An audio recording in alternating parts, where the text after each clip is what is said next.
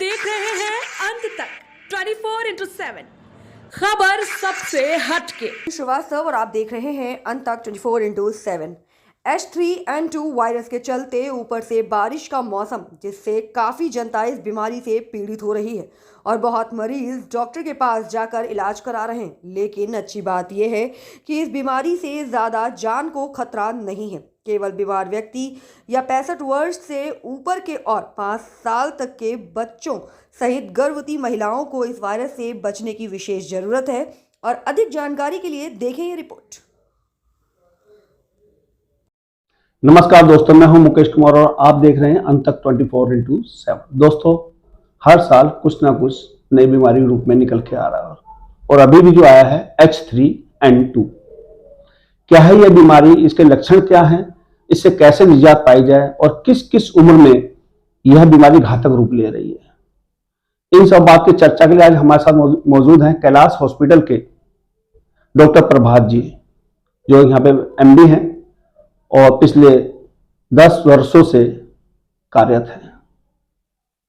Doctor साहब नमस्कार। Doctor साहब, H3N2 ये क्या है, किस तरह की बीमारी है और इससे कैसे कैसे लक्षण है, कैसे पहचाना जाए इसको और इससे किस उम्र में ज्यादा घातक हो रही है, थोड़ा सा हम इस पर प्रकाश डालें जिससे कि हमारे दर्शकों को अपनी सावधानी बरत सके और उन्हें पता लग सके कि इस रूप से इस बीमारी से कैसे निजात पाया जाए। जी देखिए, H3N2 कोई नई बीमारी नहीं है। ये एक प्रकार का इन्फ्लुएंजा वायरस है। इन्फ्लुएंजा वायरस काफ़ी सालों से हमारे वर्ल्ड में मौजूद है। ये 1968 में एक मेजर हांगकांग फ्लू हुआ था, which was because of H3N2। तो इन्फ्लुएंजा वायरस 3 प्रकार के होते हैं, A, B and C। A के ये एक सब टाइप है H3N2। उसका एक दूसरा टाइप होता है H1N1, जिसे हम स्वाइन फ्लू भी बोलते हैं। 2009 में अगर आपको याद हो, जी बिल्कुल, स्वाइन फ्लू की महामारी हुई थी, तो वो उसी का एक सब टाइप है इन्फ्लुएंजा A। ये आमतौर पे हमारे भारत देश में इसके 2 पीक्स होते हैं। मीन्स जनरली तो ये साल भर ही वैसे इन्फेक्शन मौजूद रहता है, बट 2 उसके पीक्स होते हैं। जैसे एक पीक होता है इसमें आपके मानसून के बाद की, जैसे अक्टूबर के महीने से स्टार्ट होकर के फरवरी मार्च के महीने तक ये काफ़ी इसके केसेस बढ़ते हैं। और फिर दूसरा पीक एक समर्स के अराउंड होता है, जो मई जून के अराउंड स्टार्ट होकर के जुलाई तक रहता है। तो इस बार जो पीक है ये थोड़ा लंबा रह गया है। वैसे केसेस तो हम लोग इसके नवंबर से ही देखने हम लोगों ने चालू कर दिए, काफ़ी पेशेंट्स आ रहे थे H3N2 के, लेकिन ये जनरली फरवरी तक केसेस कम हो जाते हैं। बट इस बार इवन मार्च एंड तक भी इसके केसेस अभी भी बहुत ज़्यादा है। जी। अगर हम इसके लक्षण की बात करें तो लक्षण इसका नॉर्मल जो किसी भी वायरल में होता है वैसे ही है, जैसे बदन में दर्द होना, बुखार बहुत ही तेज, इवन पैरासीटामोल लेने के बाद भी लोगों का बुखार नहीं टूट रहा है। जी। साथ में आपके गले में दर्द रहना, खांसी, जुकाम, किसी भी काम को नहीं कर पाना, ये इसके मेन लक्षण है। क्योंकि काफी डिफिकल्ट है इसको डिफ्रेंशिएट कर पाना बाकी वायरल इन्फेक्शन से। बाकी जैसे कोरोना वायरस या शुरुआती लक्षण सबके एक जैसे ही होते हैं। जी। बट हाँ, इस बार कुछ जो अलग चीजें देखने को मिल रही हैं वो ये है कि आमतौर पे इसका बुखार 3 से 4 दिनों में टूट जाता है और लोग 5 से 7 दिन में आमतौर पे ठीक हो जाते हैं। बट इस बार बुखार कुछ लोगों में इवन 7 से 8 दिन तक रह रहा है। पूरे ठीक होने में हफ्ते भी लग जा रहे हैं। जैसे अभी गवर्नमेंट ऑफ इंडिया की गाइडलाइन आई थी, एडवाइजरी उन्होंने जारी किया था, उन्होंने बोला कि 10 से 15 दिन लगेंगे आपको H3N2 से रिकवर करने में। और इवन खांसी वगैरह 1-1 महीने तक लोगों की रह जा रही है, जो कितनी भी आप कॉफ सिरप दे दें, कुछ भी दे दें, बट खांसी ठीक नहीं हो रही। ये थोड़ा सा यूनिक है इस बार के H3N2 इन्फेक्शन। डॉक्टर साहब, इसके अंदर अगर परिवार में किसी एक सदस्य को इसके लक्षण मिलते हैं तो क्या उसको आइसोलेट की आवश्यकता पड़ती है? देखिए, उसके लिए हमें समझना होगा कि इंसान इन्फेक्टिव कब तक रहता है। तो इसका जो इन्फेक्टिविटी है वो लक्षण स्टार्ट होने के 1 दिन पहले से शुरू होकर के आमतौर पे 5 से 7 दिन तक रहता है। ठीक है। कुछ लोगों में जिनकी खांसी लंबी चल गई या फिर जिनकी इम्यूनिटी कम है या फिर जो छोटे बच्चे हैं, इवन 2 हफ्ते तक इन्फेक्शन को भी फैला सकते हैं। तो अगर घर में किसी एक सदस्य को अगर H3N2 का अगर आपके लक्षण लग रहे हैं तो बेहतर होगा कि उनको थोड़ा आइसोलेट रखें, अलग कमरे में रखें, उनको एक मास्क दें, सैनिटाइजर दें और उनकी थोड़ी सी मिक्सिंग कम रखें नॉर्मल लोगों के, खासकर जो लोग हाई रिस्क कैटेगरीज हैं। अब हाई रिस्क कैटेगरीज की अगर बात करें तो जैसे प्रेग्नेंट लेडीज हो गई, 5 साल के छोटे बच्चे हो गए, जिनकी भी उम्र 65 साल से ज़्यादा है, या फिर जिनको कोई लंबी बीमारी है, जैसे हार्ट की बीमारी है, किडनी की बीमारी है, फेफड़े की बीमारी है, या फिर कैंसर के मरीज हैं जिनकी इम्यूनिटी कम है, जो लोग स्टेरॉइड्स ले रहे हैं, किसी घर में अगर कोई HIV का मरीज है, तो इन लोगों को खास तौर पे बचा के रखने की ज़रूरत है। यानी कि इनको जो बीमार व्यक्ति हैं और गर्भवती महिलाएं हैं उनको खास तौर से इस पे परहेज करना रखना पड़ेगा अपना। बिल्कुल और अगर कोई आइसोलेट होता है तो जरूरी है उसको रहना ही चाहिए, क्योंकि बीमारी ऐसी है। बिल्कुल 7 दिन तक तो कम से कम वो आइसोलेटेड ही रहे, उसके बाद ही वो बाहर निकले, और उसके बाद भी अगर बाहर निकल रहे हैं तो प्रॉपर मास्क के साथ ही निकले। इसके लिए सर कुछ जो एक स्पेशल डाइट वगैरह या कुछ एडवाइजर कोई ऐसा कि इनको घर में इम्यूनिटी बढ़ाने के लिए क्या कुछ प्रिकॉशंस करने चाहिए? देखिए, जैसे कि ये वायरल बीमारी है और इसकी जो दवा है आमतौर पे हम लोग नहीं चलाते हैं, वो कुछ स्पेसिफिक केसेस में ही इंडिकेटेड है। जैसे बहुत ही अगर कोई मरीज हमारा वार्ड में एडमिट है, ICU में एडमिटेड है, या फिर जिनकी इम्यूनिटी बहुत कम है, उनको हम ओसेल्टामावीर करके जो एंटीवायरल ड्रग है वो देते हैं।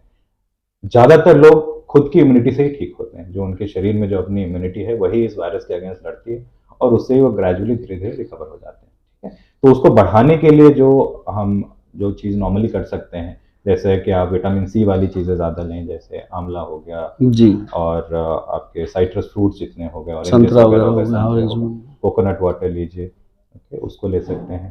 साथ में अगर खांसी वासी है तो इसमें हनी का भी बहुत अच्छा रोल है, यानी कि शहद का काफी अहम रोल है। बिल्कुल, शहद लेने से आपके जो ये गले की जो इरिटेशन होती है वो काफी ठीक हो जाती है। Even ginger is helpful. तो ये सारी चीजें जो घर के हमारे जो नुस्खे हैं, जो पारिवारिक, बिल्कुल बहुत बहुत लाभदायक है। इसमें जितनी हमारी अंग्रेजी दवाई है उतनी ज्यादा ये चीजें। डॉक्टर साहब, आप देख रहे हैं, आप तो अमूमन रोज देखते हैं मरीजों को, तो अभी जो इजाफा आ रहा है इस टाइप के कितने लगभग मरीज रोज आ रहे होंगे H3N2? देखिए, अगर मैं OPD की बात करूं तो OPD में मेरे 50% मरीज अभी इसी के आ रहे हैं, मतलब फ्लू टाइप सिम्टम्स लेकर के, और ज़्यादातर लोगों की जांच करने पे H3N2 पॉजिटिविटी आ ही रही है। लेकिन अच्छी बात यह है कि ICU में एडमिशन का दर काफ़ी कम है, अगर हम कोरोना के कंपेयर में अगर हम कंपेयर करें तो, क्योंकि ये जो वायरस है ये ज़्यादातर हमारे अपर रेस्पिरेटरी ट्रैक्ट को इन्फेक्ट करता है। मतलब हमारे साइनसेस हो गए, गला हो गया, जुकाम हो गई, कान में दर्द होना, ये सारी चीज़ें होती हैं। जो नीचे का जो पार्ट है, जिसे हम फेफड़ा बोलते हैं, उसमें इसके इन्फेक्शन का दर काफ़ी कम है।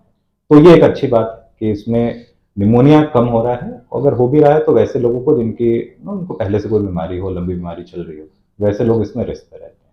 इसमें मेडिसिन का कौन सी कोई इस्तेमाल कर सकते हैं अगर कुछ लोग अगर हॉस्पिटल आने से परहेज करते हैं या आ नहीं पाते हैं तो? देखिए, इसका ट्रीटमेंट बिल्कुल ही सिम्टोमेटिक है। सिम्टोमेटिक मतलब जो आपके लक्षण है उसके हिसाब से हम दवा देते हैं। ठीक है, अगर आपको जुकाम हो रही है तो उसके लिए हम डिकंजेस्टेंट देंगे, एंटी एलर्जिक आपको देंगे, और साथ में बुखार है तो पैरासीटामोल लीजिए। अगर बुखार बिल्कुल नहीं टूट रहा तो उसमें हम ब्रूफेन वगैरह तरह के जो NSAID जिसे हम बोलते हैं वैसे भी ड्रग्स हम दे सकते हैं। एक जो इसमें बहुत ही अहम बात है कि एंटीबायोटिक का प्रयोग ना करें, क्योंकि ये वायरल बीमारी है। एंटीबायोटिक्स बैक्टीरियल बीमारी के लिए हम देते हैं। डॉक्टर साहब से जो पेशेंट्स हैं इनको किस तरह की दवाइयों को यूज करना चाहिए या उनसे किस तरीके से अवॉइड करना चाहिए? और एक वैक्सीन है, वैक्सीन का इसमें क्या रोल है, कितने दिन ये इफेक्ट होती है, थोड़ी इसकी जानकारी और बताएं। देखिए, जो आपका पहला सवाल है कि इसका आखिर इलाज क्या है, तो अगर किसी भी घर में आपके किसी भी सदस्य को अगर फ्लू के लक्षण होते हैं तो उनके सिम्टोमेटिक ट्रीटमेंट करनी होती है। अगर बुखार है तो पैरासीटामोल दीजिए, अगर उससे भी बुखार नहीं टूट रहा तो हम साथ में NSAIDs करके ब्रूफेन या इस तरह के निमोसलाइड की गोलियां हैं वो भी आप SOS दे सकते हैं। खांसी है तो कॉफ सिरप दें। इसकी जो मेन जो दवा होती है जिसे हम ओसेल्टामावीर बोलते हैं, जो एंटीवायरल है, आमतौर पे हम रिकमेंड नहीं करते हैं इसे, क्योंकि इसे रिजर्व रखा गया है जो हमारे हाई रिस्क कैटेगरीज हैं या फिर जो लोग अस्पताल में एडमिटेड हैं सांस की परेशानी के साथ H3N2 निमोनिया के लिए। क्योंकि अगर इसका भी अगर हम इरेशनल यूज़ करेंगे तो ये वायरस और म्यूटेट होकर के और खतरनाक हो जाता है। ठीक है, तो जांच कंफर्म करने के बाद ही हम इसकी जो ओसेल्टामावीर की दवा है वो हम देते हैं।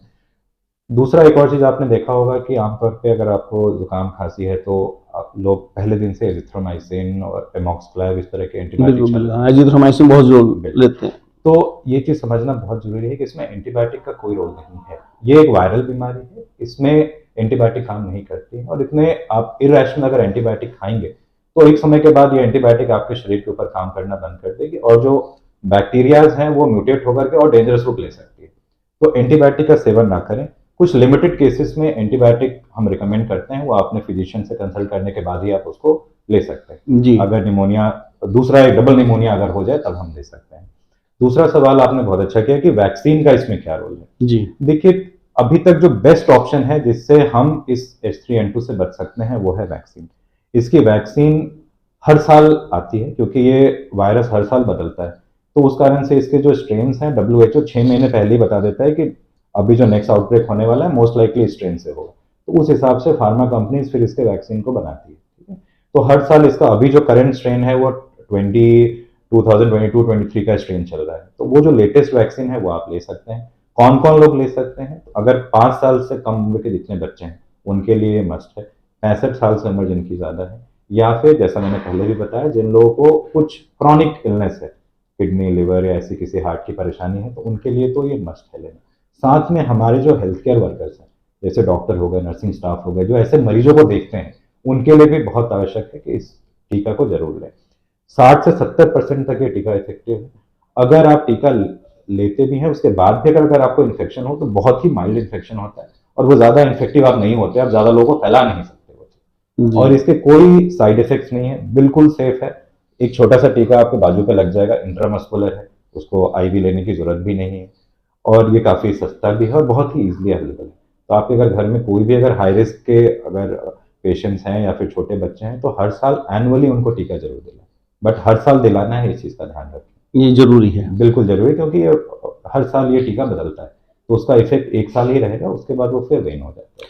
अच्छा डॉक्टर साहब, इसमें एक सवाल ये निकल कर कि H3N2 ये एक नहीं है, इसमें 3 या 4 प्रकार की बीमारी होती है, A, B, C and D भी शायद, जिसमें से A, B जो मनुष्य से और बाकी और C और D ये पशुओं से या पक्षियों से निकलती है जी, तो उसके बारे में थोड़ा सा। देखिए, मैंने शुरू में बताया था कि ये एक ब्रॉड है इन्फ्लुएंजा। इन्फ्लुएंजा एक हमारा मेन है, उसके सब ग्रुप्स हैं A, B and C। A ज्यादातर ह्यूमन में इन्फेक्शन कॉज होते हैं, A एंड B के। A के फिर टाइप्स होते हैं H1N1 एंड H3N2, तो इसका इन्फ्लुएंजा के ही अंदर ये दोनों चीजें आती हैं। B थोड़ा अनकॉमन है, 60 से 70% अभी के जितने भी सैंपल्स हम भेज रहे हैं उसमें लोग H3N2 पॉजिटिव आ रहे हैं, 10% के अराउंड H1N1 के हैं और 20 से 30% इन्फ्लुएंजा B के हैं। इन्फ्लुएंजा B का जो इलनेस होता है वो बहुत ही माइल्ड प्रकार का होता है, बहुत ही सीवियर नहीं होता है। H1N1 और H3N2 एट टाइम्स वो ना सीवियर केस का सीवियर बीमारी का रूप ले सकते हैं, बट B जो है वो थोड़ा माइल्ड से ही केसेस होते हैं। C का जनरली इंसान में देखने को नहीं मिलता है। तो C के कोई पेशेंट भी नहीं आ रहे होंगे? नहीं, हमारे पास जो जांच भी होती है उसमें हम C वायरस को नहीं देखते हैं, A और B की ही जांच करते हैं। C का केसेस नहीं है, बिल्कुल वो ट्रांसमिशन भी नहीं होता है।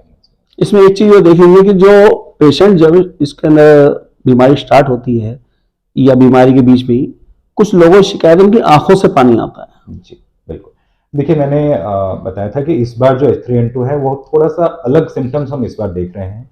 उसमें जैसा आपने बताया कि आंखों से पानी आना, आंखों में लालपन आना, जिसे हम कंजंक्टिवाइटिस बोलते हैं, ये बहुत ही फ्रिक्वेंट है।